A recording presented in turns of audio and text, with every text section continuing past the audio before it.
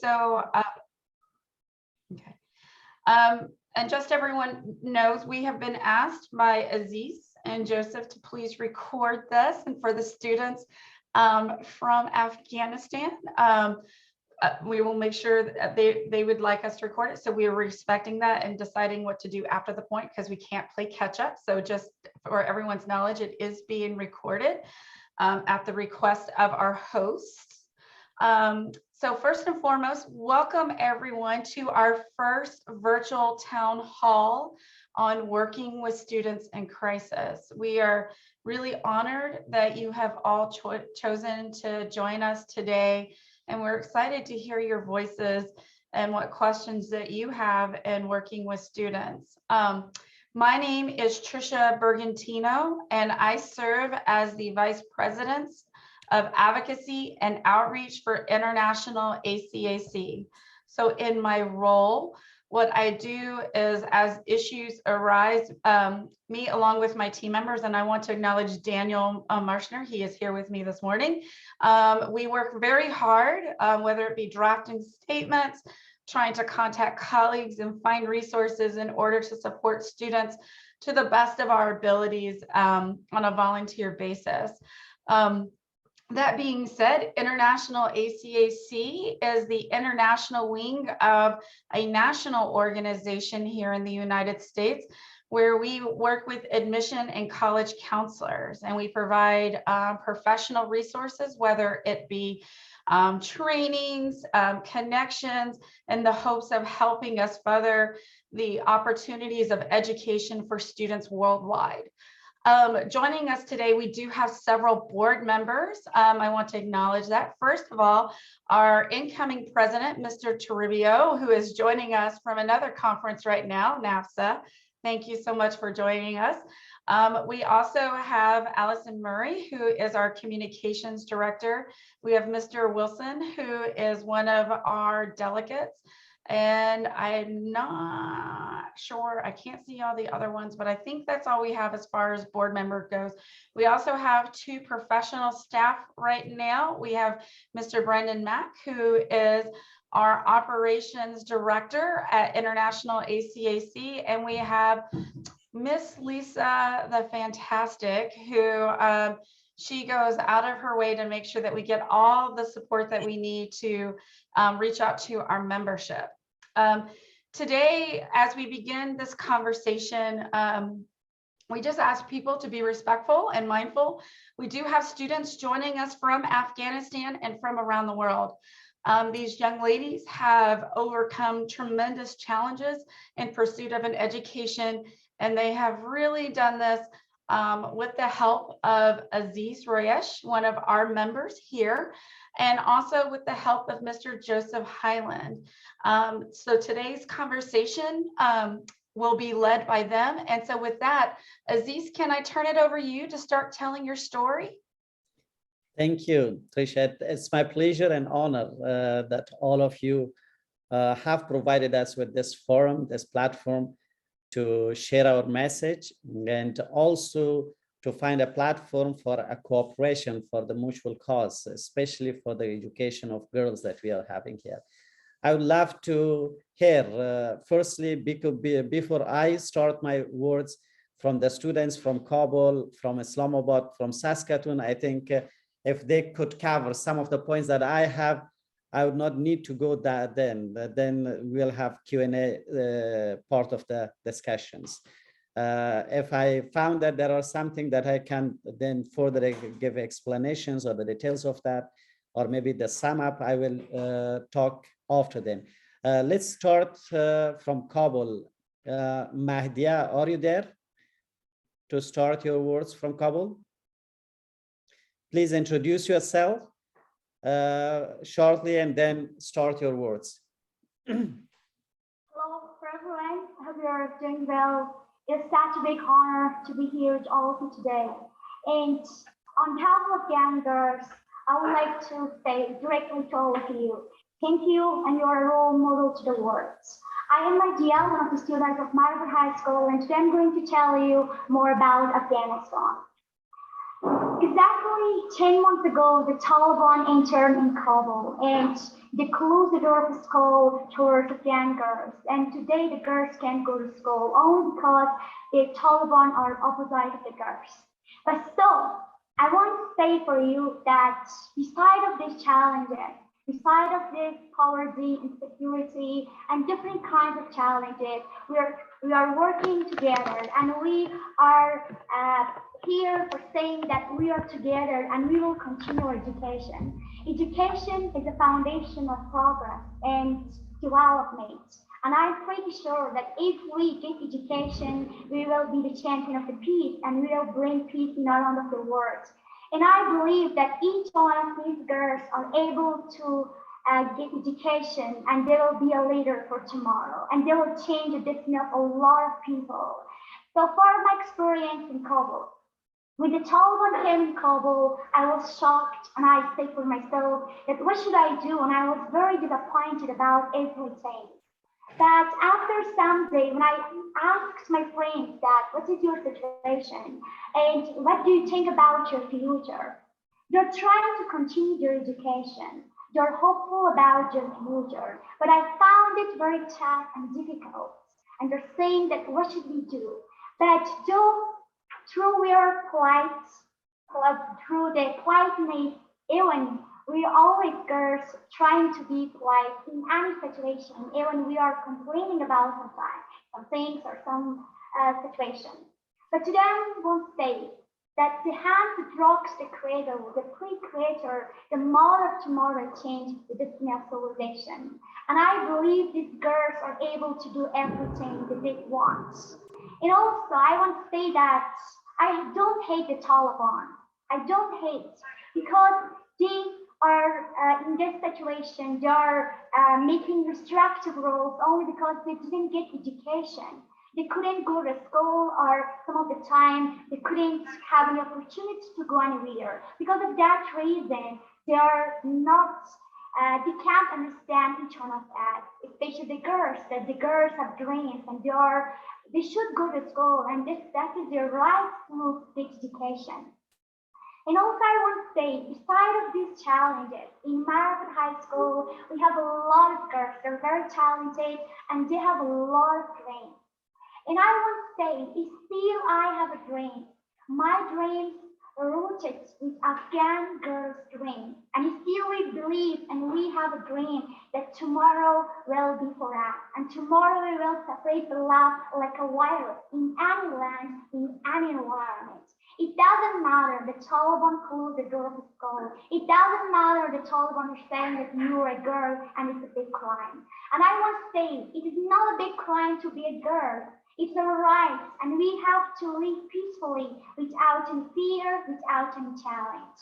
So, regardless of gender, regardless of religion, regardless of country, we have to stand together. We have to say that we should, and today we should take action. If we don't take action today, tomorrow will be too late, and tomorrow will not be anything, and tomorrow we will be very, very regretful. And let's come together and let's do this. And we have to do this because education is the only solution for all the people in around the world. It doesn't matter that I'm from Afghanistan and I shouldn't continue education. I know that we are scared. We have a lot of fear. We have a lot of challenges. It is okay to be scared. It is okay to cry. It is okay to be afraid of the Taliban, that giving up is not the option. It shouldn't be your option because we believe that we have the power to change the world. And my family, my teacher, my society taught me that this pain has a lot of power and this pain is very, very powerful and it can change my life. It can change the whole world. With this pain, I can change. It doesn't matter the Taliban are saying that don't take this pain, but I will do this because I understand. And we understood and we sacrificed our new generation at the different places in Afghanistan, at the Maori Educational Center, Kauser Educational Center, and in school in different parts of Afghanistan. We sacrifice ourselves only because of Afghanistan, because of this education. And education has a lot of things for us. And we will go to the school, and we are now in school, and we're studying. And we have a dream that one day we'll be the champion of the peace, and we will bring peace in our end of the world. And today I want to say that war wasn't our option, our choice. Being refugee wasn't our choice. Being poor wasn't our choice. Being educated is not our choice. And we will never give up, because we believe that one child, one thing, one teacher, one girl can change the whole world. If you educate one girl, that means that you educate the whole nation, the whole world. Let's come together and embrace the love, and we should spread the love like a virus. It doesn't matter that we're Muslims, we are Christian, we're Jewish, or Hindu. We are human beings, and we are here for living. And one of the persons asked from one of the most wisdom man, we are the wealthiest place in the world. Everyone said their idea. One of the persons said that is Dubai. One of the persons said that's Canada. One of the persons said that's Kuwait or America. But that wisdom man says, no, my dear. There is not Canada, there is not Dubai, there is not America. There is graveyard. In the graveyard, you understand that the book has never written, the song never sang, and the people never understood about the love, about their love. And we are all people, and we are united, and we have to take action. And it doesn't matter that we are included in environments. Maybe they close the door of the soul. Maybe they're saying that you are nothing, you're a woman. But we want to say that they can't stop this. They can't stop our imagination, our thoughts, and our thinking. Because we believe that education has a very beautiful way and a bright way. And I want to say that Maulana once said, I profess the religion of love. Love is my religion and my faith. My mother is love and my father is love. And I am the child of love, and I have came to speak of love. Let's talk about love. If we don't have peace, if we don't have equal rights around the world, it is because that we couldn't understand that we belong to each other. And girls are the most powerful, and they're part of the society. And they should go to school, and we have rights to go anywhere that we want. And I know, even though we're facing with different challenges today and tomorrow, but still we believe in ourselves and in our nation and our education, that education can help us. And I want to say for you one of the story of my friend. And unfortunately, she got married some days ago, and she was very interested, and she was a very talented girl, and she wanted to become a doctor. But because the Taliban closed the door of the school, now she is not able, and her family forced her to get married. And now she got married with an old man. And why is it? Why is it? Killing newborn baby is very easy, but building a school is too hard. Why is it? Saying that we will take action is too easy, but taking action is too hard. Why is it every single day the politicians are saying about peace and security, but after some day we will see their silence? That day when the Taliban entered in Kabul, I was shocked, and I was very confused about everything, about my friends and myself. Because we had a lot of dreams. We wanted to become different people in the world. And now it's time for taking action. And I want from each one of you to support us and support us to get a scholarship and to continue education. And I am Nadia, and I will promise myself, and I'm promising myself that I will start with a point, Mahdia. And this is Mahdia, and tomorrow Mahdia will be educated, and the whole girls will be educated. And we will be proud of the words, and we will bring different change. And I change the mind of the Taliban. And when I change mind of my father and my mother, always through education.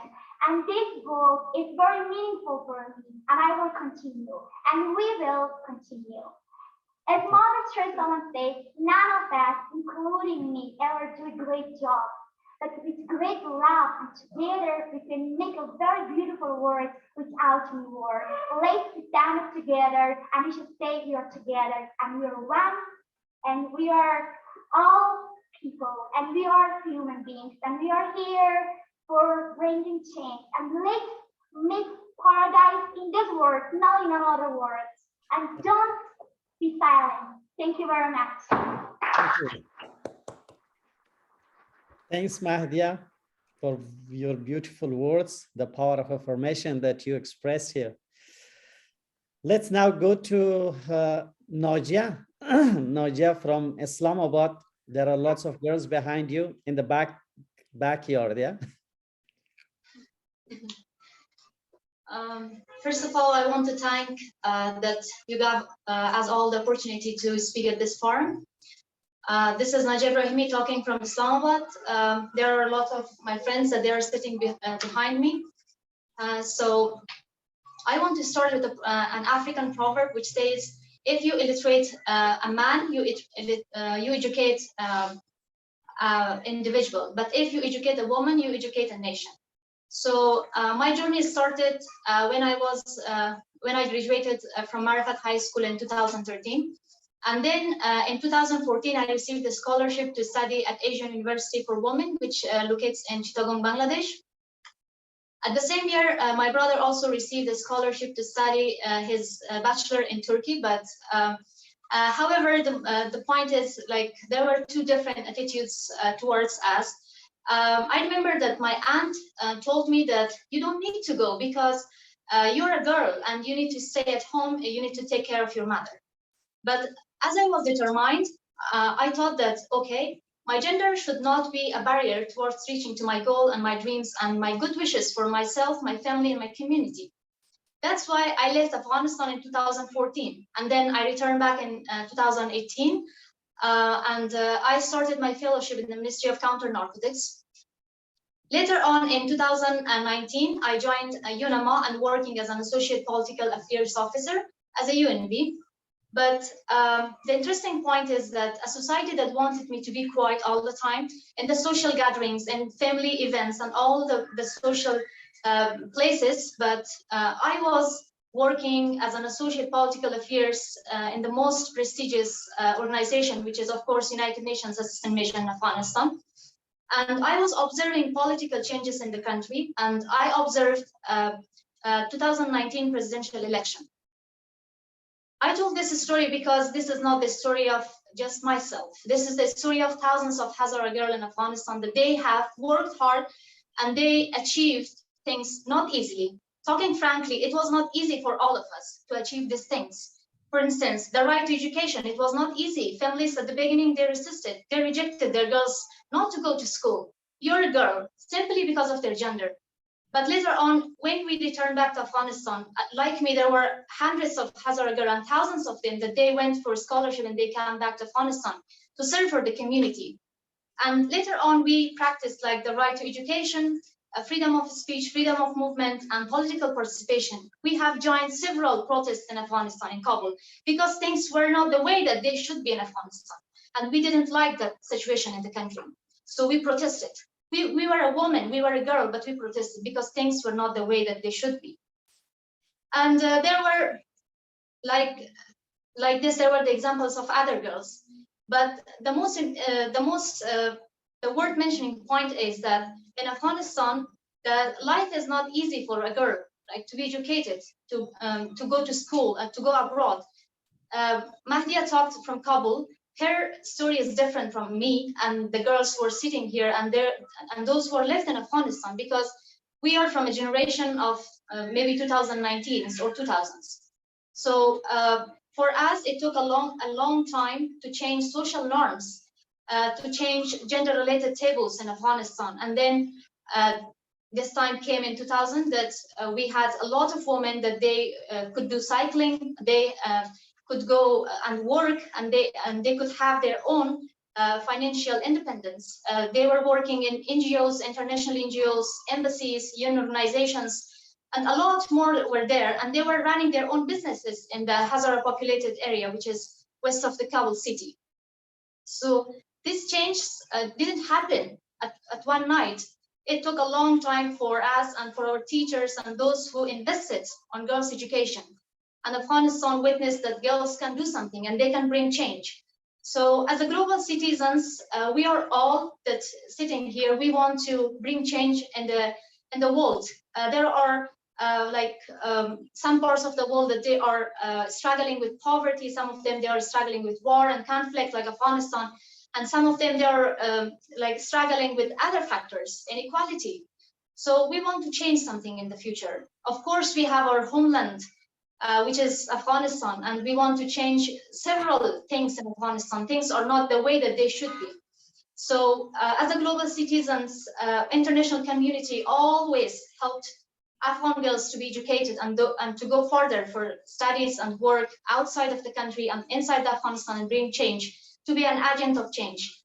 I can say that we are an agent of change and we can do something in the future and change inequalities. Like we can decrease poverty, we can decrease inequality all over the world, and especially in our hometown, which needs to be cured. I can say that Afghanistan is ill because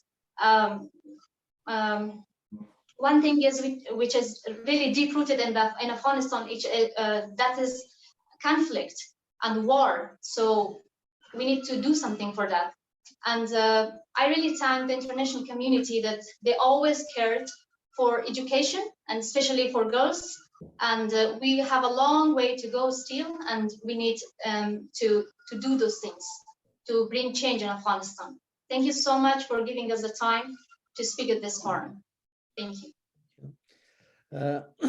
Thanks, Najia. Najia is one of the graduates of Marifat High School. She attended the school from grade 1 and went all the way through her schooling, went to Bangladesh and returned back to Afghanistan, was working there. And now they're part of a group around 208 people. They're on the way to Canada. They are in Islamabad. We have provided them with the shelter and accommodation there. And hopefully we'll have the arrangements for their flight to Canada soon. We have another girl here, Mariam Masumi. She is from Saskatoon in Canada. She is also one of the graduates of Marifat, and one of the brilliant part of her story is that she was the manager or coordinator of our team who firstly evacuated from Afghanistan. She led around 210 or 12 people, once from Kabul to Mazar-e-Sharif, and then she led them back from Mazar-e-Sharif back to Kabul under the eyes of the Taliban, and she helped them to come to the border, Pakistani border of Torkham, and then to Pakistan. And now she is settled in Saskatoon. She's, she has continued her job there to supervise the girls well behaving their education, their sports. And she has continued her interaction with the 30 Birds Foundation, which is a shelter which has provided this opportunity for them to go. Yes, Mariam, please do share your story. I'd love to hear your story, especially about the time that you evacuated from Afghanistan and brought all your fellows to Canada, and what is the most needed, thing that you do have that we through the ACSC can provide for you. Yeah, please. Thank you, dear sir. Thank you so much. Hello, everyone. Thank you for having me today here. I'm Mariam Masumi. I'm from Afghanistan. I'm so happy to see my friends here from Afghanistan in Islamabad, because I have so sensitive heart. I cry a lot. Yeah, I have studied educational administration at Kabul University, and I graduated from Marfat High School, in which I worked as an assistant of music department. And on August 15, when Taliban took over our country, me and my colleague Masuma Azizi, she's now in Islamabad group. We were in our school in Sativi, downstairs. Suddenly, just our financial manager, Sir Kazim Ahmadi, he came down and he said, just get your belongings soon and go your home. Taliban entered the Kabul. It was so shocking news for everyone. Everyone was so hopeless on that time. All these things, it's happened suddenly, and we were so scared on that time. We just get our bags and then run away for our home. And in the way, during when we go to our home, all the people are just running in the street, and it was so bad memory and dark memory of my life. And we just stayed at home, and then we hope that we have an opportunity, because we are singers there and we had many songs on YouTube, and Talibans are against our activities. And we just stayed at home, nothing else. And then just Sir Aziz Roish and 30 Birds Foundation, they help us. They are our angels, they are our safeguards. They call us and they said, we are able to get Canadian visas for you. You have to go to Mazar-e-Sharif, and from there you will have your flights. Then I call all the families and manage all the things, all the list, all the information, and send back to Sir. And then we start our journey. We faced with many checkpoints on the way. We just wore long hijabs and put masks with on our face, so Taliban did not recognize us. Yeah, it was a bad and dark experience of my life. And every checkpoint that we faced with Taliban, they came to inside the bus and check all the people, and they had lighter and they just see the people and watch the people. It was so hard. Then we arrived in Mazar-e-Sharif. We stayed about 2 weeks there, and we had no good news from our flight. And then we aware from 30 Bird Foundation that you have to go back to Kabul, and from Kabul you have to go to Torkham border, and from there you have to cross the border. We are not sure about the gate passes we had on that time. And again, I just called the families and mentioned the situation. All the families and all the girls, they are so scared, they're so hopeless, that how should we go and how should we cross the border? And we are singers. It was so hard for us. Then again, we start our journey. We faced with lots of checkpoints. In near to Jalalabad, we have our Surubi province. We faced with a checkpoint in the night, and they stopped our car and they asked where you came from, and we said from Kabul. They said, Rasha, turn the car here.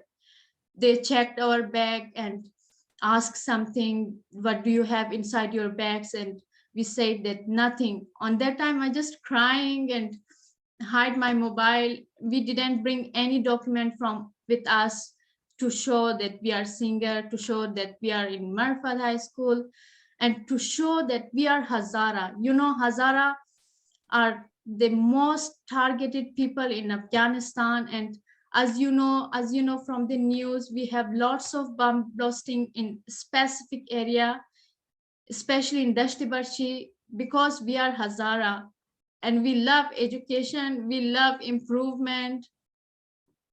Yes, it was so hard. On that night, we about 10 o'clock, we arrived in Jalalabad, and then from 10 up to 3 o'clock, we stayed in Jalalabad in the hotel that there all the peoples were Taliban. And we just stayed in one room, 2 families, just stayed, no sleeping, no resting. And then we start again the journey. took the vehicle from Jalalabad to Torkham border, and then we arrived about 5 o'clock in the morning, and we were not sure about the gate passes. And then we show our gate passes to the Taliban. They just checked our IDs and they said, you have to go, you can go. First, when we crossed the first gate, we just get a breathe and yes, so it's work. And then we crossed the second gate and we arrived at the main gate. That side was Pakistan and this side was Afghanistan, and we wait until 8 o'clock in the morning, and then they opened the gate and they asked about our gate passes and IDs, and then finally we crossed the border. On that time we just stayed, no mobile, because I was the leader and coordinator for the whole group. It was so hard for me to take out my mobile from my pocket. I just sit in a side, and Mina and Tamanna, they just stand behind me. So Taliban, they didn't see me. I have mobile. I just chat with Abuzar and Tahira on the border that we are here and we are doing this. It was so hard. And then finally we crossed the border. On that day was my last day to see my country behind. And I'm so worried about my friends in Islamabad, about my friends in Kabul. They had no future there, and they're so talented girls. We had brilliance of girl in Islamabad and in Kabul. It's so hard to seeing them here in Marifat, and I'm in Canada. It's so hard for us. I want to get all of the people from Afghanistan here. They deserve this life in Canada, not there. They're not allowed it in going to school. Why? Because we are girl, we are Hazara. Okay, Mariam. Sorry. Okay, take your breath and we'll have a Q&A maybe at the end. Mariam, she was the assistant director of a music department that we had. That was the only girls music band in Afghanistan called SA, S-A. And they had hundreds of musics that were displayed in the school. And they had a very great impact on the transformation of the psyche of the community at large. Anyway, Trisha, may I go to sum up some of the words about Marifat journey? Absolutely. Yeah. Actually, Marifat, that is the name of our school. Marifat means insight or deep insight. We started our journey of education in 1995 in Pakistan with a very small initiative to educate the Afghan refugees that they were living in exile, and most of them were weaving carpets to nourish their family. Through times till 2001, we had 6 branches of the same schools, and Pakistani cities of Rawalpindi, Islamabad, Attack, and Peshawar. But in 2001, we moved back to Kabul and we started with 0. We hardly managed to collect around 37 students from the entire community at that time, boys and girls in different ages, from age of 6 and 7 to 26, 25. That they were sitting in the same classrooms and a marathon-like education that we had at that time, and an accelerated learning program. But we had this initiative of civic education and also the girls' education. Some of the changes that happened through Marifat journey would be really promising, that I think these girls are the symbols of that. Most of these girls, they were not even born in 2001 when we started our school in Kabul. The country was just out of war, and Kabul was a city that was completely ruined into smashes. It was resembling the Berlin after the World War II. In the entire city, you couldn't find even a wall with 1 meter height with having no scars of the war times. Then we started this education activity in an area that more than 95% of the population were completely illiterate. The remaining 5%, they had mostly religious, schooling. The students of modern education was very, very limited at that time. The first group of our parents that we would assemble in the parents' session, they were more than 99% uneducated. They were born in burqas, or these chaudhries that now the Taliban are forcing to the people. For around 4 or 5 years, we were the only private school in Afghanistan, especially with the civic education and the girls' education orientation. But in 2021, the change that I'm talking about is in 2021, just in the 3 districts of western part of Kabul, we had 163 private schools. There were hundreds of cultural centers, sports clubs, associations, universities that they were functioning, and thousands of girls, they were attending schools in these cultural centers from early morning to the late night. What other impact it had, that in this community that was more than 95% illiterate, we had more than 95% educated, or at least that they had a passion for education in a way that anytime that they could find a possibility, they would jump to. Violence had completely, diminished in the community, especially violence against women, which were intrigued by religion or culture. We didn't have even a single case of violence against women in the entire community, which was more than 10 million or 12 million of the population of Afghanistan. Street harassment was completely missing in the western part of Kabul. The girls, they would freely commute on the streets. They would go all around. We had cafes, these cafes that students, the youth, boys and girls, they would attend there for cultural activities. They had debates there, and no one would even ask them anything. The mentality of the community had changed, even the cultural vision of the community, in a way that you didn't have in this traditional community that was controlled by fanatical clergy in 2001 and before that. In 2006, 17 and 18 and 19, we didn't have a single clergy in the entire community to excommunicate or use any bad word against secularism, pluralism, human rights, women's rights, or women education.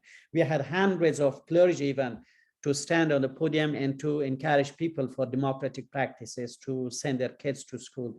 Among these girls that now they're in Kabul, I'm sure that there are scores of girls that their parents are clergy, that they have clergy background, but now they are here and they're continuing their education. These changes could happen just because of this education, which we call that transformational education. That was not, something just concentrated on formulas or on data to be crossed with the students. We were thinking, how to change and transform the mentality, the attitude, the vision of the community. And that could happen through the participation, engaged participation of these girls. They did a tremendous job, as they are expressing that in their words, and the way that they shared their finding and impressions from the school to their respective families. It was, I think, the agent of change and transformation in the community. All these girls, not only they got education from the school, or they got something as an awareness for themselves, that they easily and smoothly, they shared that with their parents, with their family. And through that, the entire community got changed. And this is something that we can, I think, take as a role model and as a success story for Afghanistan. From our school, the school was just one school. We didn't expand it, geographically, but we gave a model, a very good model for the other people that they could easily adapt it in their own context. And all these other schools, most of them, they were much more progressive than Marifat. Most of these cultural or these schools, they had some stories or success stories that were much, further than what Marifat had accomplished. But Marifat, it gave them as a model, as an easy model that it could be applied anywhere, even in the remote areas, in the Central Highlands, for example, in Hazarajat. Now, I think Taliban has changed the page. This is something that even the international community is a little bit scared and worried about. The evacuation of the international community, along with the Afghan civil society and political activists from Afghanistan, that was really a big loss. I'm one of them, that we all left the country behind. Now, more than 99% of the geography and the people of the country is under the control of the Taliban. They are the de facto ruler. But when you look at them, because of their fanatical view, the lack, any thought to establish a system and to run the country as a system, so Taliban would diminish it. They would collapse maybe in 2 months, 3 months, 1 year, doesn't matter.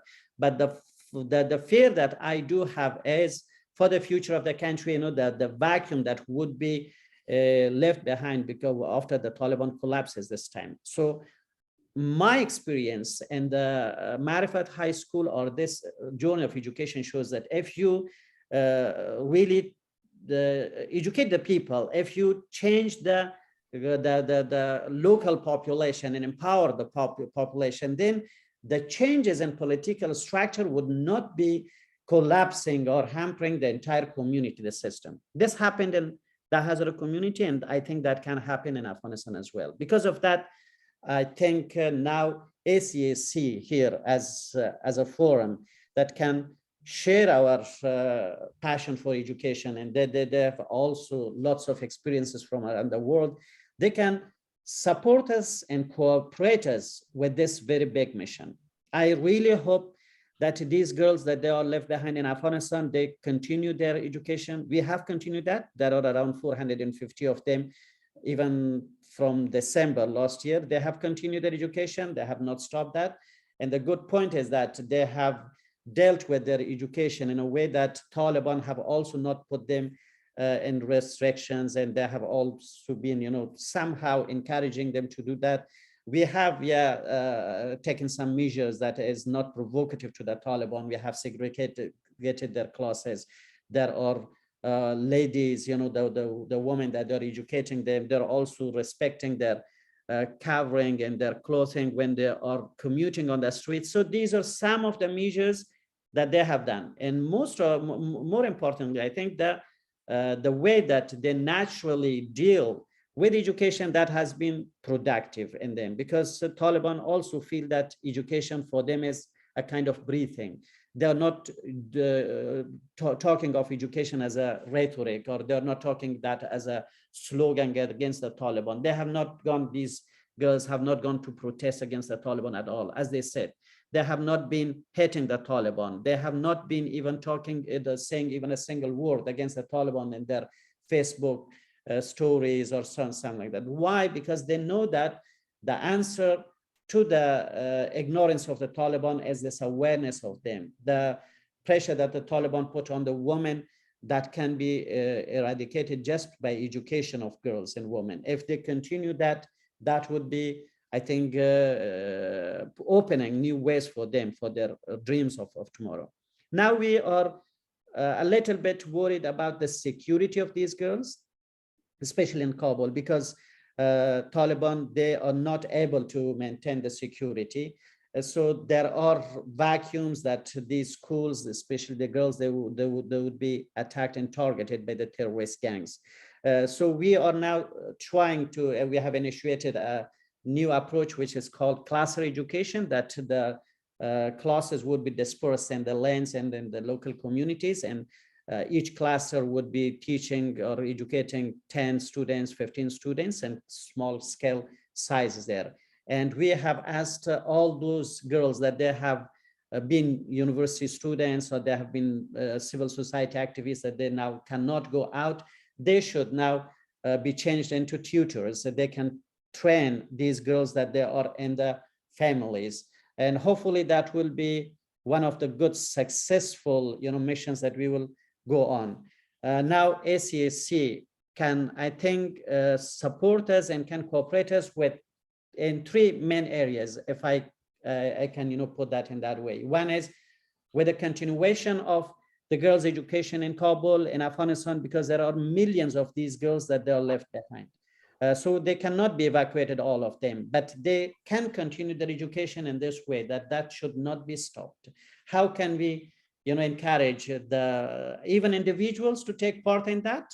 Because that's not a very costly or very expensive project. Each student that we are now having here in the school, that costs $120 per year for 12 months. So that is covering the tutor wages and also some of the basic stationaries or administrative costs. And also we can ask the international donor agencies to look for that type of education, that these girls should not be pushed back because of the Taliban fanatical views of that. This is one point. Maybe we will talk about the modality and about the, the implementation of that project through this classroom education. That's something that you also can share our message with the people. The other is about the students that they have come out of Afghanistan. Some of them are now in Islamabad.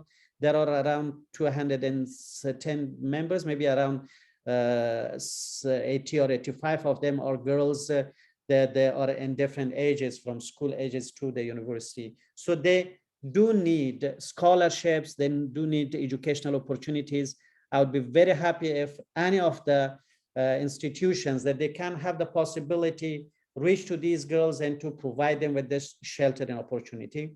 Also, with those that they are in Saskatoon, some of them have gotten the enrolled in the schools and the universities, but there might be some better opportunities for them. Some of them, if they wish to, they can look forward to having opportunities, not only for themselves, for these other groups that is coming from Islamabad to Saskatoon. These are some of the ways that we can take the hands of these girls. And I think the story of Afghanistan is similar with the story with Ukraine now, that is coming from the Syrians, with the Lebanese people. So if we, join hands here as the educators, as the people that they have experience in the field of education, maybe we can find a good way as a passage for these evacuees, all of them, or those who are left behind, that they should continue their efforts for betterment, and they should nurture their powers, their talents, and they should not give up their hopes. This is my message for today, and hopefully we'll have some more details about the programs, about the works that we've done so far in the Q&A session. Joe also has a very, very good opportunity, I think, here to talk about. Aziz, sorry to interrupt, before we go on to Joe, can we just take a few minutes to see if any of our colleagues have a few questions? Just, we want to encourage the conversation. If anyone has a question, you can either put it in the chat so I can see it and call on you, or you can raise your hand, though I may not be able to see the hand function on both screens, if you don't mind. Yeah. Anyone? So to the young ladies, I don't know if you were able to see this, but Mr. Toribio, he has to jump off to another meeting, but he's the president-elect of International ACAC. He just wants to let you know that he is inspired by all of your perseverance to pursue your education, and he appreciates you sharing your story, as do all of us. Really, you are what we do and why we do it. So that is, you are what makes the work hard and long, but also what also makes it very worthwhile that you all matter and your education matters. So that's just one thing that we want you to know. If you have any questions, please go ahead and put it in the chat and we'll be happy to answer. If there are no questions within the next 30 seconds, then we will go ahead and continue on. Can you, hold on one second, I got a couple. Aziz, can you please share your contact information for any of us who would like to learn how to sponsor a student? Absolutely. And I know Mr. Highland will be speaking a little bit about that as well. What is the best way to help if only financial support is a recourse at the moment? Can we donate to them, Marfat School, or is there another organization to donate? So I'll let you answer those. That's good. Yeah, the shelter organization that is helping us with the girls' education is Zombie and James Foundation, which is based in the UK. I think here we will have some of their representatives here. Dr. Farzin, he was trying to come in. Dr. K. Manuchehri is there. Nushin, she's from Tehran. I think we can see that. So yeah, yeah, doctor. So we have these friends of us that they have provided us with this shelter that as an NGO, as a charity, they have raised funds and they continued to support the girls' education in Kabul. Now all our funds also is channeled to them, even individually or by some institutions. Then we transfer that to Kabul. And this classroom education that I can then share the type of work that we are doing, that's very simple. And now it has changed the entire community into classrooms in a very easy way. And fortunately, Nushin, who is here and from Tehran, they have done it with their own network in Tehran. They have continued that for more than 40 years.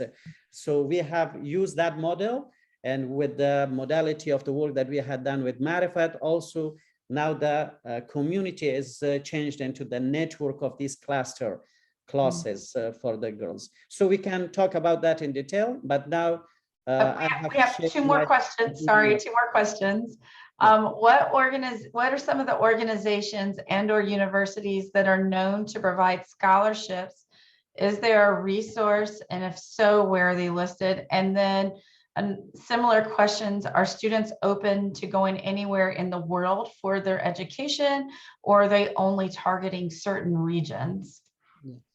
So far, we've been receiving scholarships mostly from Asian University for Women in Bangladesh, that they have provided scholarships for most of the girls from Marifat and also from Afghanistan. Now they have around 210 students from Afghanistan, I think more than that.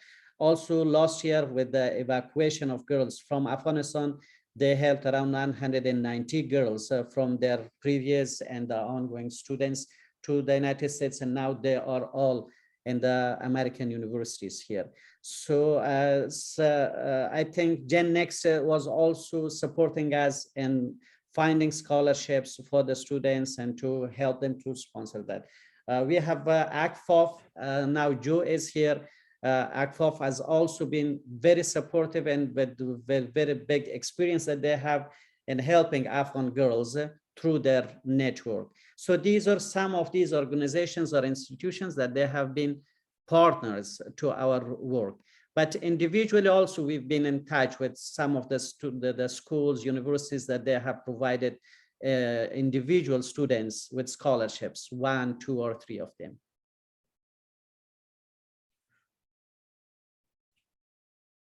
Yes, there is a question about the students. We do not have any problem, fortunately, with the permission of the students from their families or themselves. They can go to any part of the world. Doesn't matter where, when there is an opportunity for their quality education. So we can help and facilitate for that. This is a question to Joe, yeah.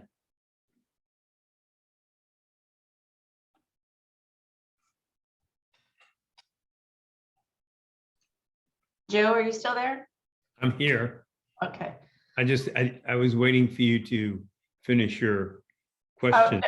No, as Aziz was asking a question, so I just wanted to make sure. Yeah, no.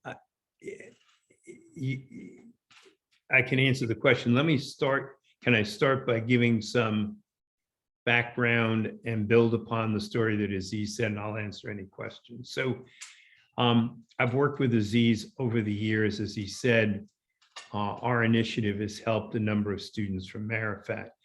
Let me share with you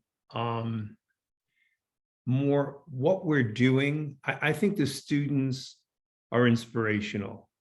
right? When we started almost 14 years ago, I could play you a recording of one of the first students, and it was like the first young student who spoke this morning. There was tremendous passion, there's tremendous drive, tremendous desire for an education. And that's really what drove us to respond.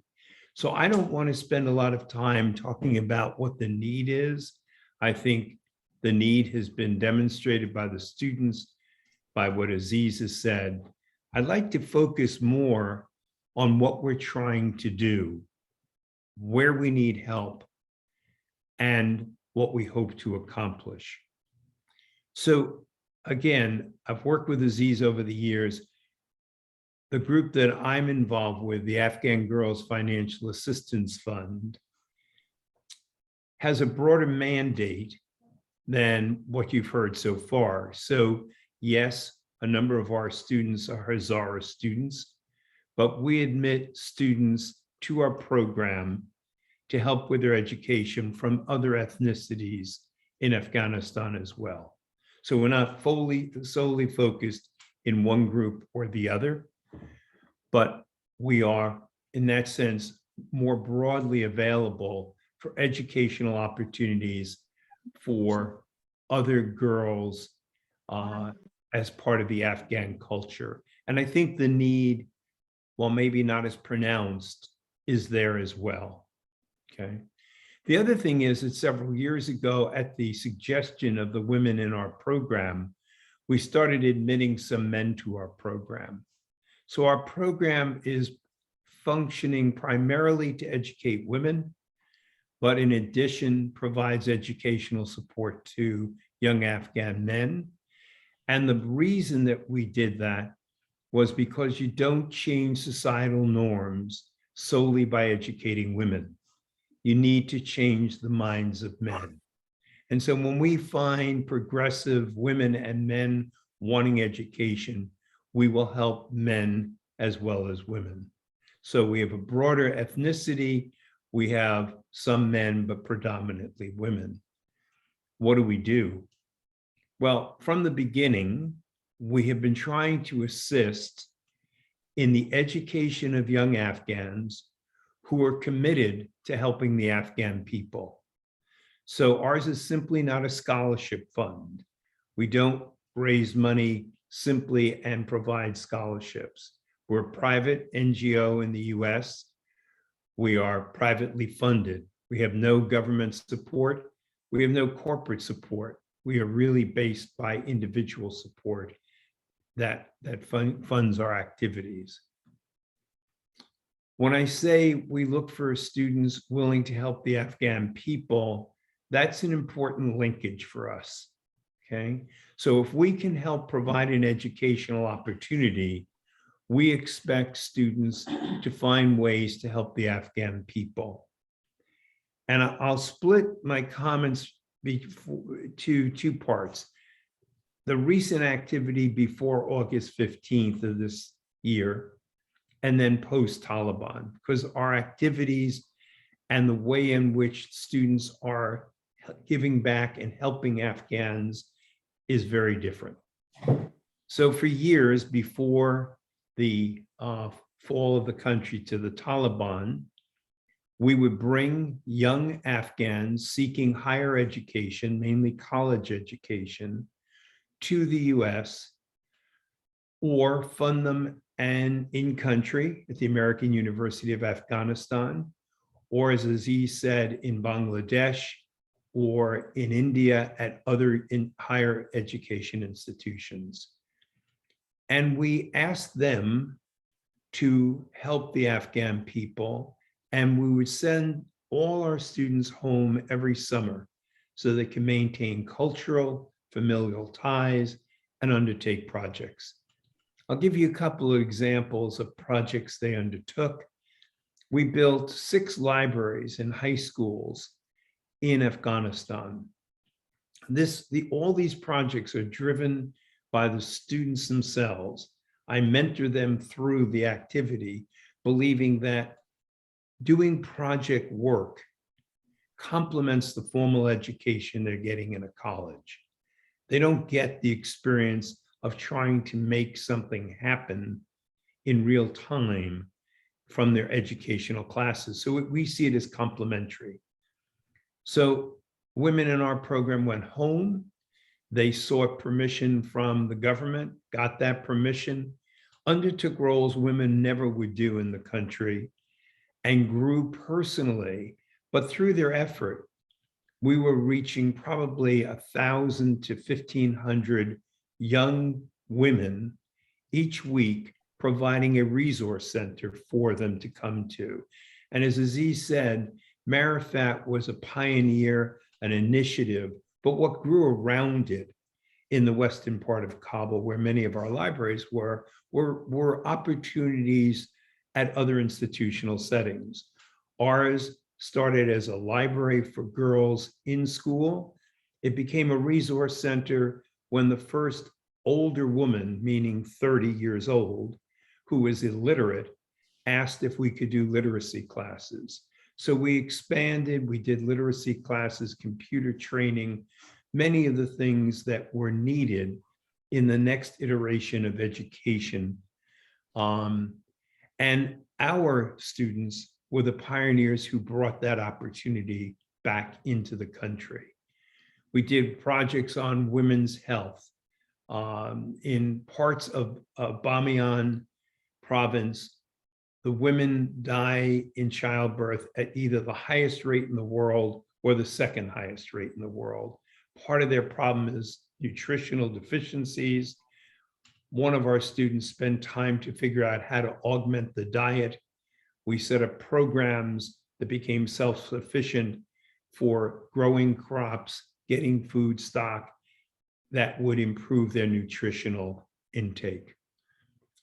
So the biggest challenge we faced was getting a student from Afghanistan, if they were leaving to the United States or to another country, to get a visa to come out.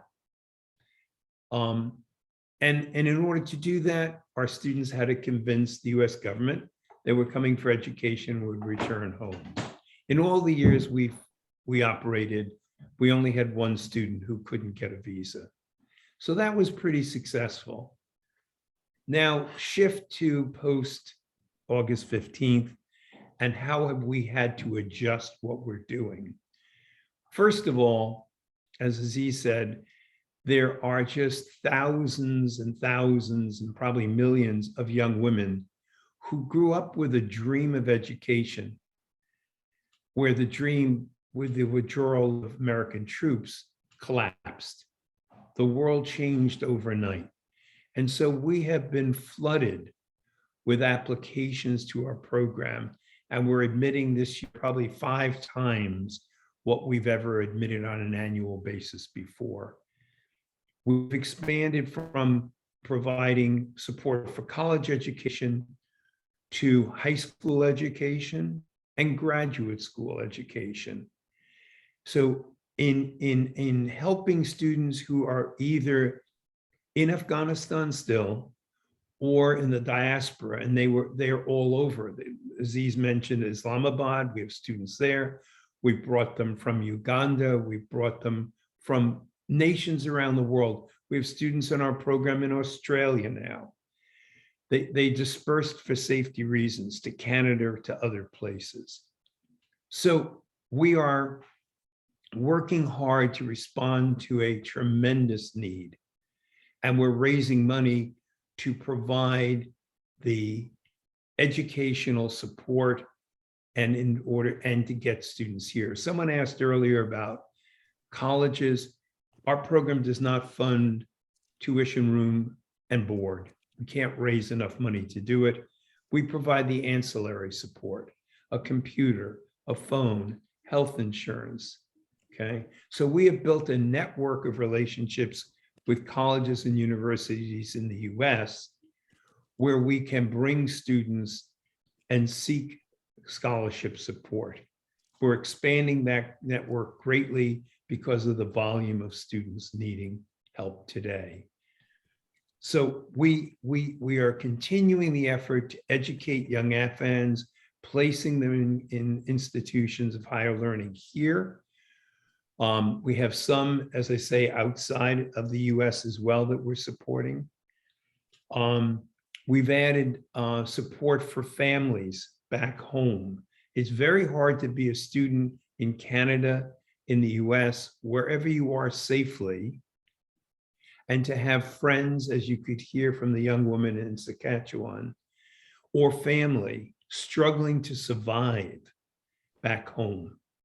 So we have set up a family fund, and we provide financial support for food and shelter to families of our students or our former employees in our libraries. We continue to take on projects. The projects have changed. We can't go build a library in Afghanistan, but we are doing meaningful work, the students are, in trying to continue to help the Afghan people. We are trying to, with the help of someone in Kabul, reopen our libraries.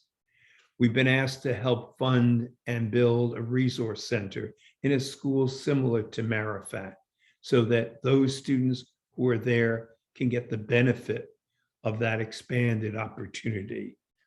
We have students in the US and in other countries running virtual book clubs. We have students doing educational tutoring of immigrants to the United States. So there are many Afghans, many ways to help the Afghan people, and we encourage and support our students to do it. So what do we need to do a better job in helping these young people? We want to expand our network of colleges. I would say if someone knows of a college that might be interested in providing scholarship support, let me know. We will let you know whether we have a relationship or maybe we can develop one. And that could be a secondary school, it could be a college, it could be a graduate school. The process of getting students here is much harder. It's not going to the US Embassy in Kabul. There is no US Embassy in Kabul. And with the Taliban restrictions, to get a visa to the US, if you're in Kabul, you need to leave Kabul, go to Islamabad. If you're a woman, you can't travel by yourself. So now you need a male escort. You need to get visas. This is a very costly and complicated process. And so we are seeking support to help us get those things done. We're trying, as I say, to continue to support families and students left behind. And we are continuing to believe, and I think the first young woman said it, education is a key. Education is a key to the future for the country. But we also want our students to couple their own education with a sense of obligation to help others who are less fortunate than they are from Afghanistan, and to do things and develop the mentality and skills in order to make that happen. So I would say we will continue to work with Aziz and Marifat schools. We have Marifat students who we supported their college education. There are many ways I think people listening to this can help along that educational path, whether it's in country, supporting what Aziz is doing for $120 per year, whether it's supporting our students doing virtual education, helping us build further resource centers in country, helping students get a visa. The cost of a visa to go to Pakistan 10 years ago was probably $45. The last visa fee we paid was $1,000 to get a young woman across the border. Okay, so the challenges have always been great. They're different today, but I share Aziz's continued optimism for the future. We can do it, or as the young woman who started said, she has hope, she has a dream. And I think our role is to support students like that in meeting their dream. So I'll stop, and if there are any questions, I'm happy to respond as Aziz was. Thank you so much, Mr. Hyland. We appreciate it. So at this time, do we have any questions from our participants? You'd like to ask us or even ask the students if that's okay?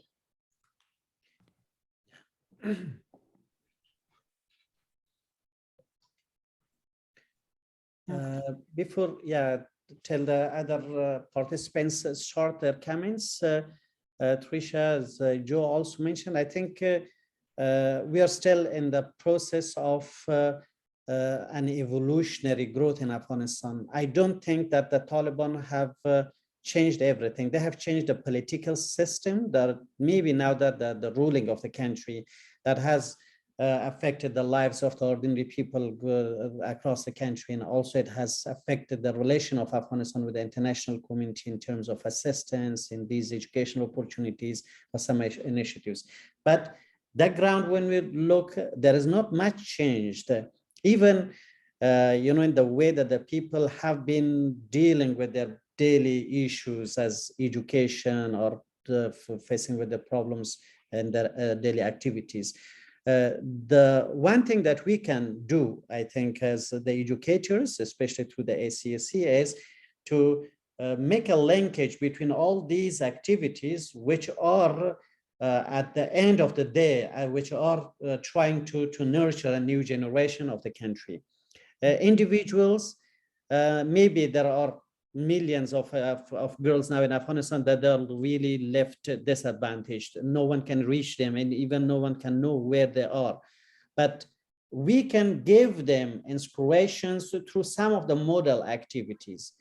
Then any of them can figure that, when they customize that even with their own circumstances, with the context that they're living, whether this is in a rural village, or in the big cities such as in Kabul or Herat or Mazar-e-Sharif there, or some of these evacuees, as Joe also mentioned, we have now thousands of Afghans that they have left the country. They are living, especially in the United States or in Canada, but they are facing with lots of problems. Psychologically, they are under pressure. There are this problem of identity crisis. There is the cultural shocks for them. Most of them, they cannot adjust themselves and reintegrate with the host country communities. So part of the work that we as educators can do is to think about this very huge numbers of children as well. Now, if they are at the age of 6, 7, and 8, 10 years later, they will be the young, generation of the country. Either they will be the engaged citizens here, they can be productive, they can be, part of the good sources, or they can change into some pessimistic, people that they will be prey to addicts or addictions, to criminal activities, or even to fanaticism. Because when they're getting to frustration, then the Taliban or ISIS or Al-Qaeda, these kinds of, the fanatical groups will target them. Because of that, I think as the educators, we have lots of possibilities to join hands and to work together for that, whether it can be in Afghanistan, it can be out of Afghanistan for the diaspora. And if I could add to what Aziz is saying, it's interesting, having spoken to many of our students, that I think it's almost like survivor's guilt. They're here, but their friends are left behind. You heard the woman from Canada break down, seeing her friends and realizing she's in a better place. One of the things that's really on the minds of our students. And the second is the stability of their families left behind. I mentioned we started a family fund because students couldn't study here, believing that their families might be without shelter or food. And the other thing is the way they seem to want to address being here and having friends left behind is doing something to help them. So there's an enormous ability to mobilize students here to let them have a chance to help those left behind. And so part of our project work is enabling them to do that. But I think Aziz is right. They're in a very fragile state. like you said, Aziz, earlier about immigrants from other countries as well. But in this case, I think connecting them back to their home country and letting those who are left behind not feel abandoned Mhm. is really an important step for all these young Afghans. I just wanted to highlight that we have a question, but then we also have someone who has their hand raised. Bisma, would you like to go ahead and speak? Sure. Hi, I'm Bisma Sheikh. I work for the International Baccalaureate Organization. I'm also a member of International ACAC and NACAC, and I have been doing some volunteer work in this space, and I wanted to share some resources and best practices.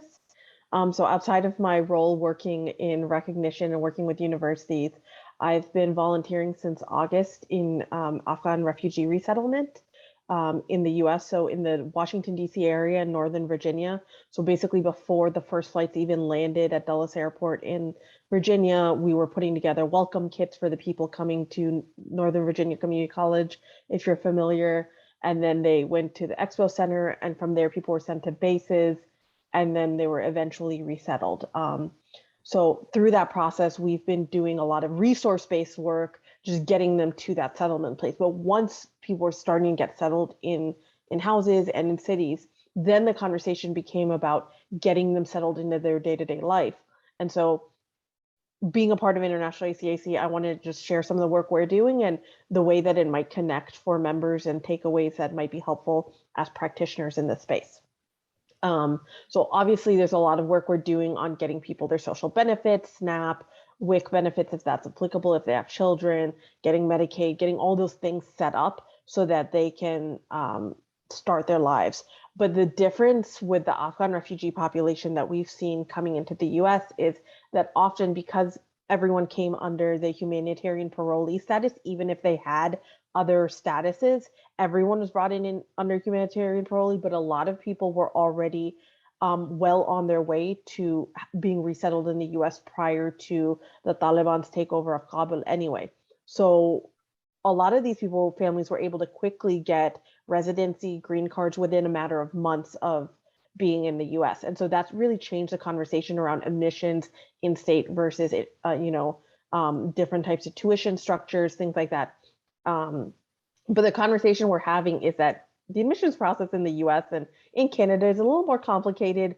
And my parents are from Pakistan, so they attended university in Pakistan. It's a very different situation here, and we're not refugees by any means. So if it was like, a new experience for us, it's definitely a new experience for someone whose parents may not have studied. And so what we're finding is that people are being preyed on by for-profit institutions. So one of the conversations we're having is making sure that they're familiar with what a for-profit institution is versus what a nonprofit university or college or two-year community college is. Why a community college might be a good option for a family. It's local, there's not as many expenses. A lot of these young children, 17, 18 years old, they're working, they're supporting their families at the same time, in addition to pursuing their academic studies. I've worked with this young man, he's 18 years old. He is the oldest of 8 children. His parents haven't been able to find work, and he's the only one working, and he's trying to start school. Though he's worked with the US government, he's needing to start with English classes before he can really start even at the community college. So they've enrolled him just in English classes. What does that look like? FAFSA. FAFSA was a pain for me to fill out. For anybody who's had to go through that process, we all know how miserable it is. It's the least favorite part of our work, right? And I think for these students, it's even more difficult because they don't really know how to navigate the financial aid package. They don't know that if you wait 6 months because you're getting a green card, you're going to be an in-state resident and you don't have to pay this out-of-state tuition. So the waiting period and figuring out in-state residency rules in general, even if someone's not eligible for a green card right away. I have like a list of resources, and I'll drop my contact information in the chat because these are the resources we've been using. There's scholarships available. There's University of the People. While there is a fee requirement for the actual credential, the coursework is free, and maybe, scholarships are available. I know for sure around University of the People, there are limited, but they're available. UNHCR offers scholarships for refugee students. Those are resources as well that you can connect to, but really just understanding what perspective these students are coming from and what their lives are like, because A lot of them are the main breadwinner for their family. A lot of them are dealing with a lot of things in their household life. It's a significant adjustment. Their parents often don't speak English, and so they're coming in and they're being the translator for their families. They're helping them navigate all these forms, understanding, you know, even enrolling in school. Do I have the documentation? Did I leave my documentation? Did I burn it for my own safety when I traveled, right? Do I even have a transcript to show? Because obviously a lot of people didn't bring those. Even high school enrollment, before you even start the admissions process, I've been helping some families enroll students into their local high school. The kids in elementary school, what I'm finding is that they pick it up a little bit faster, they get more comfortable, they're younger, they adapt to the language, and the pressures aren't as high, so they're able to focus more on the cultural aspects and getting acclimated and feeling like they fit in, and two kids with a ball will get along generally fine, right? But for the kids in high school, when you don't have your documentation and then you're being put in like ESL classes, you know, all those different aspects are going into it. I mean, there's a lot of information, there's a lot of resources. State Department's website provides some information about what that looks like. I have a list of resources around in-state eligibility. I'm happy to share, but I'll actually be presenting a session with some local nonprofits at Guiding the Way to Inclusion in July on this topic, but I'm happy to share that outside for anybody who's not able to participate in that. But I think these are like tangible ways that really make a connection, because I think scholarships, as much as they're possible, are great. And those are also things like I've been contacting universities on students' behalf, right? And just saying, you know, this is a student here, they need a scholarship. They were a female student studying in the university in Kabul. They had to leave their education. They don't have their transcripts, but what can we do for them? So making those connections, it doesn't necessarily always have to be a distinct financial opportunity or a full scholarship, even partial things, but really understanding where they're coming from, and that, you know, that empathy when we're working with these students to say they're dealing with a lot. And what I'm seeing is that there's a lot of trauma once they start settling into their life of what they left behind and who they left behind, as Aziz and Joe have mentioned, and some of the students have mentioned as well, that it's really hitting them months later. But yeah, I'm happy to share more resources. And if you have other questions around the resettlement process outside of even education, I've helped resettle families in the Virginia area. So I'll put my email in the chat. Feel free to reach out to me as well if there's any questions. Ms. Matt, if you want to send me any resources that you have, we can always do as a follow-up to our members, is give them a list of contacts and resources. And we can also post that on the advocacy and outreach connection on our website. So happy to do that as well. If you're open to us doing that, we're happy to do that. And I can, you know, and I'm just VP_ANO at internationalacac.org. So you can just look for me there if that's okay. Yeah, I'm happy to do that. Awesome. And Joyce, did you, I see your hand up. Yeah, I wanted to echo a lot of what Bisma said. I am working with refugees who've been resettled in southern Vermont. So the numbers I work with are relatively small. We have about 100 in the town where I live. It's a town of 20,000, and they have settled in remarkably well, but all of those concerns are there. The availability of transcripts, no, but I've talked with colleges who are willing to take a self-reported academic record. So I'm trying to design that with them so that they can write that down and present that to colleges. The only real concrete thing I have to offer, other than what Bisma has already started, is that the World Evaluation Services, WES, has established a gateway program whereby they will accept unofficial transcripts. Some of them have some sort of transcript from high school, at least, on their phone. Well, I mean, that's totally unofficial, and colleges don't accept that sort of thing. Gateway, the Gateway program at WES will accept that kind of thing, work with it, and do their best to present that. Colleges have been willing to take information from a self-reported academic record, which is unusual. One person in a well-known university, and I won't name him and I won't cite the university, because what he said was, we'll just have to break the rules to help these students. So there's a lot of willingness to make things available, as much as each institution can. Some can do a lot, some can only do a little. But I've been really happy to hear the willingness to help the resettled Afghans and the Ukrainians who are on their way. We did have a question from Paula Myers. It looks like support for university education through AGFAF is dependent on those who are committed to make social change in Afghanistan. In this climate, do they need to return home, or can they do that from other countries? Can they make social change from where they are, or do they have to return home? Yeah, so the simple answer is they don't have to return home.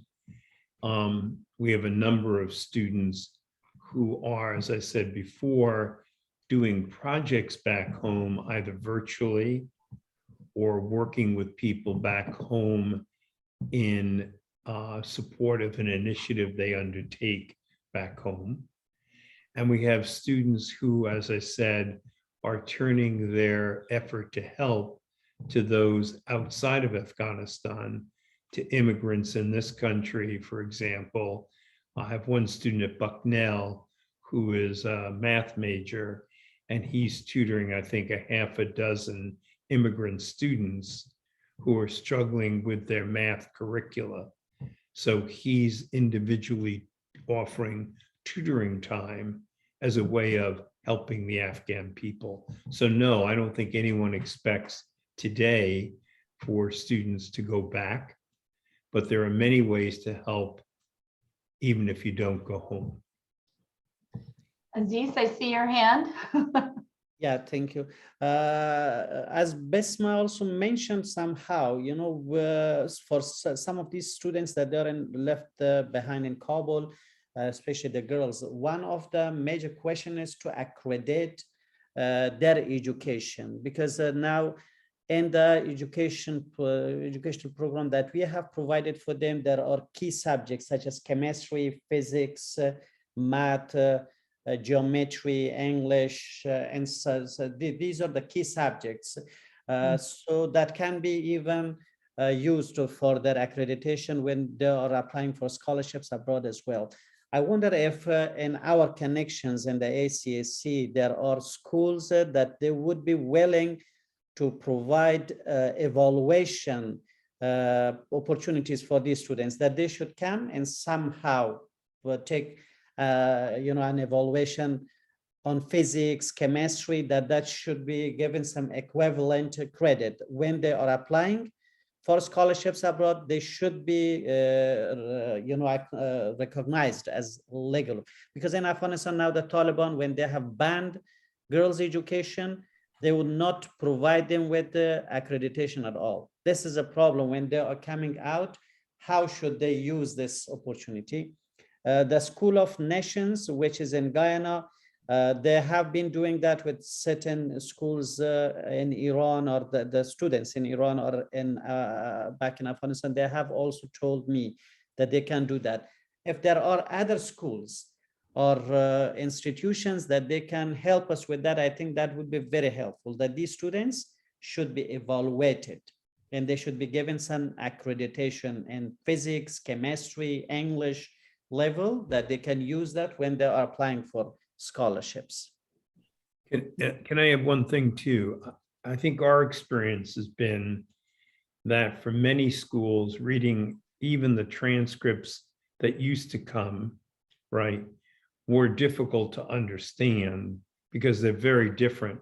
A high school education prior to the Taliban in Kabul is a very different transcript, a very different approach to teaching, learning. What we found was that the primary thing students needed to demonstrate was a high competency in English. Schools were willing, if they saw TOEFL or equivalent scores high enough, to take students and figure out their placement.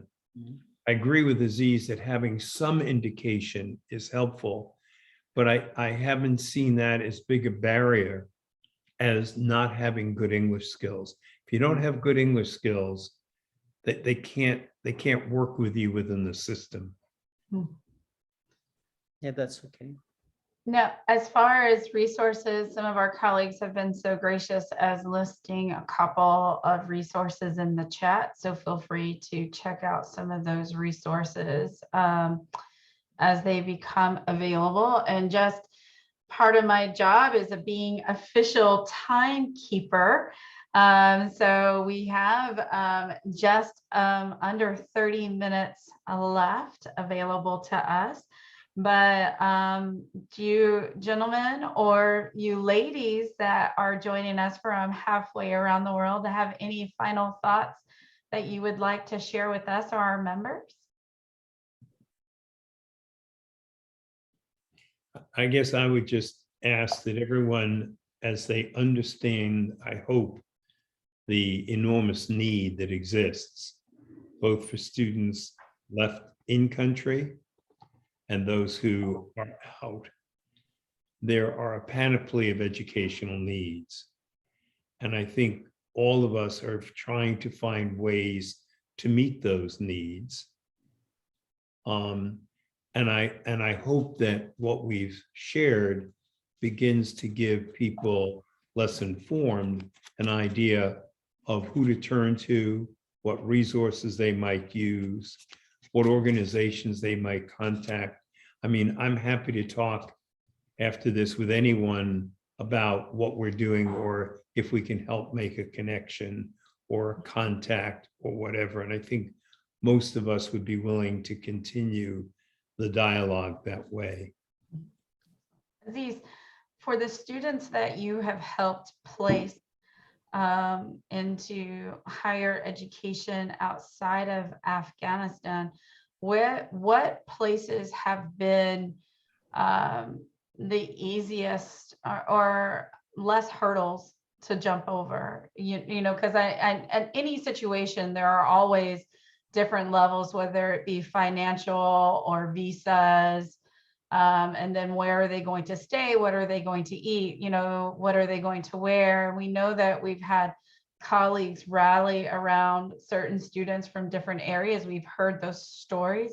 What are the places that you have found that have certainly provided just significant resources for students that you can share that maybe even we can highlight as a great model? Surprisingly, the US has been one of the easiest destinations because I'm surprised by hearing that. That's great. because before the August 15, more than 69 students of us had come to the United States just.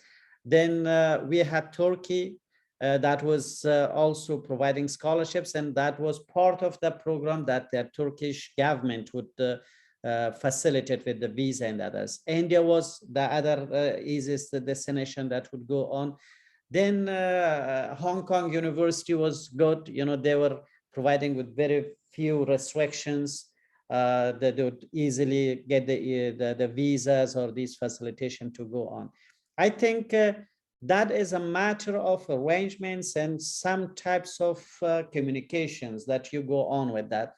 If enough documents are provided from the university or from the schools that they are offering their scholarships, and there are good communications with the consulates and the visa sections, there are not much restrictions. Otherwise, even with Pakistan, you have restrictions with that. So, but I think that is a matter of more the management and communication skill. Trish, can I add to what Aziza said? Sure.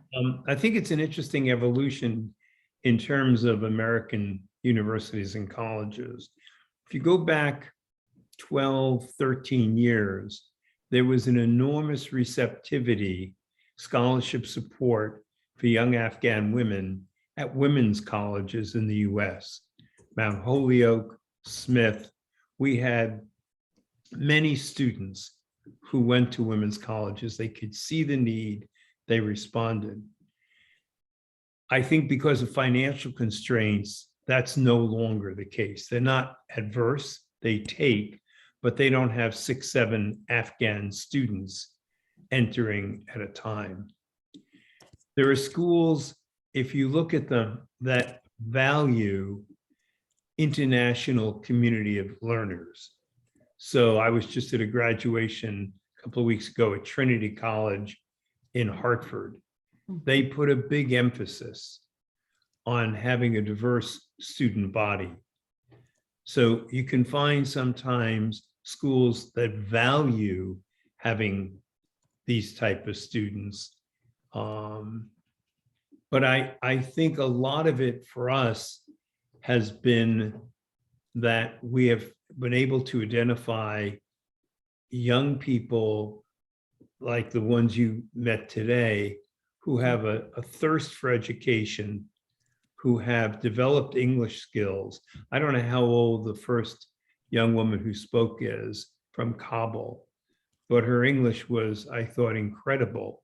Mhm. And if you get that kind of English skill, that kind of passion, and bring that student before an admissions group, that can make a big difference. So we have relationships probably with over 30 colleges and universities throughout the United States, each having its own sort of focus.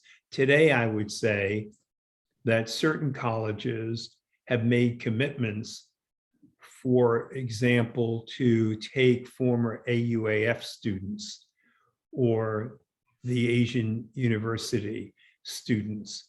Arizona State has an enormous number. Bard got a grant that has opened the doors to, I don't know if it's hundreds, but enormous numbers of Afghan students. So there are certain things playing today that are different in terms of where you turn for educational opportunities. Mm. Thank you for sharing that. For any of our members, any final questions? And if there are no final questions, Sadiq, if I could ask you to say the final word, any imparting wisdom you would like to leave for our group, we would love to hear from you again if there are no other questions. And at this point, I don't see any hand raised, but we'll give them 30 more seconds. I know I work in a high school, so it's natural for me to call on students. I apologize.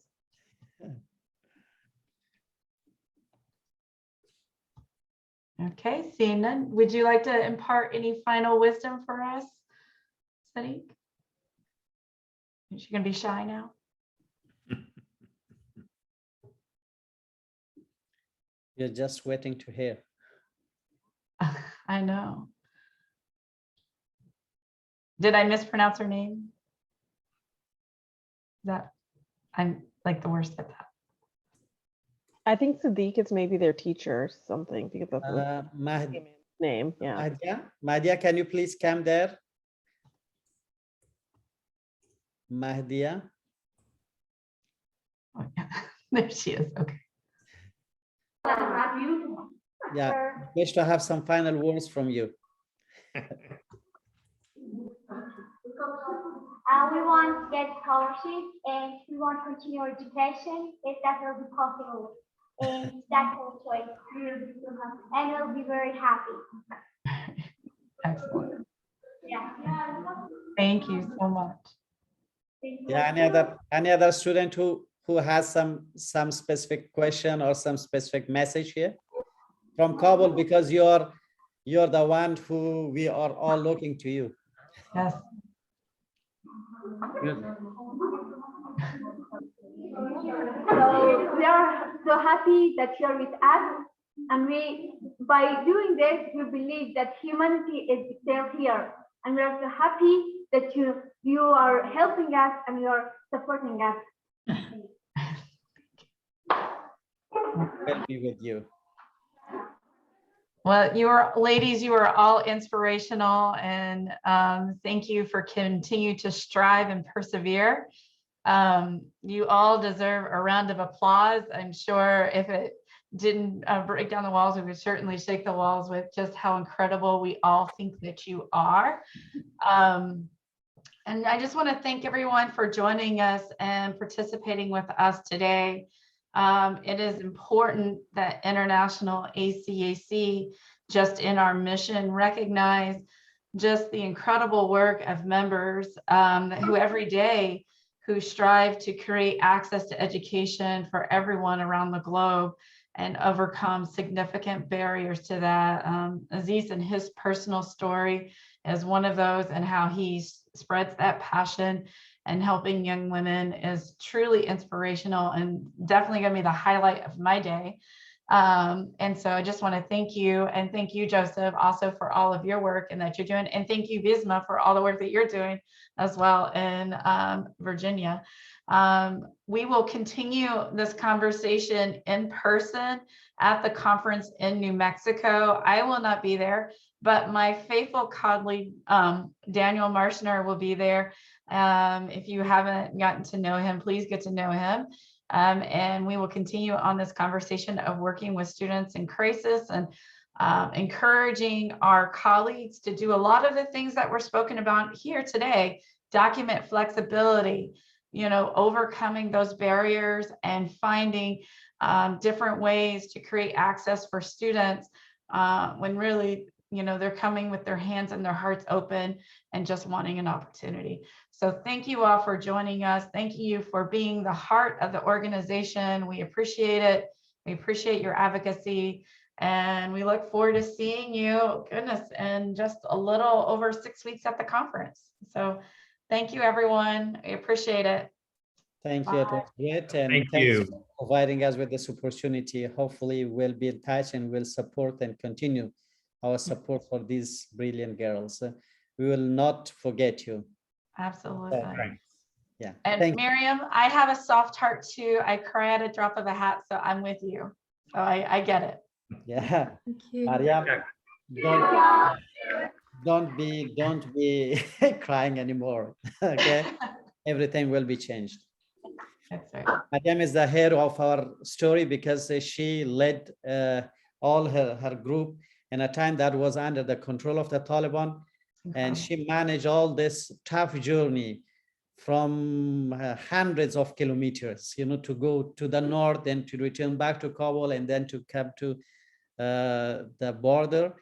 And she was the person that not only kept the secrecy of this operation, but managed it that in a way that even most of the participants of the groups knew each other when they crossed the border, that this person was also part of the group. And she had managed, the entire operation in that very skillfully manner. And we really appreciate her. She's a very good singer as well. Sometimes we'll ask her to sing. She's a so very much, good sir. singer. Yeah. Okay. Thank you, Tricia, and all my good friends. All right. It was Thank you. great. so much. Yeah. Thank you very much. Yeah. Bye. Bye-bye.